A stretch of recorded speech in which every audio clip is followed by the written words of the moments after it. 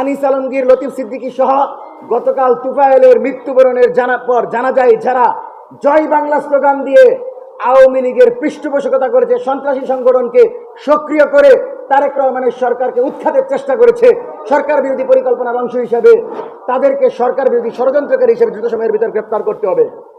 দ্বিতীয়ত, রামিসা হত্যাকাণ্ডের বিচার 1 মাসের ভিতর সমাপ্ত করতে হবে, অর্থাৎ আর 15 দিনের ভিতর এই বিচার করতে হবে। তৃতীয়ত,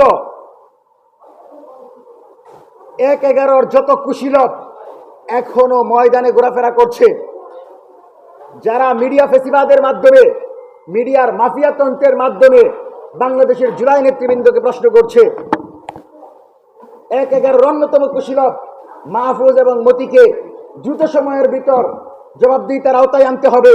কারণ এই মাহফুজ মতি তারেক রহমান এবং খালেদা জিয়াকে হত্যাযোগ্য করে তুলেছিল এবং তাদের ডেইলি স্টার এবং প্রথম আলো বিএনপির বিরুদ্ধে লাগাতার মিথ্যা অপবাদ এবং প্রচারণা করে বাংলাদেশে আওয়ামী লীগকে টিকিয়ে রেখেছিল এবং তারেক রহমানের উপর নির্যাতনের পিছনে এই ডেইলি স্টার এবং প্রথম আলো দায়ী ছিল। এদেরকেও দ্রুত সময়ের ভিতর বিচারের আওতায় আনতে হবে।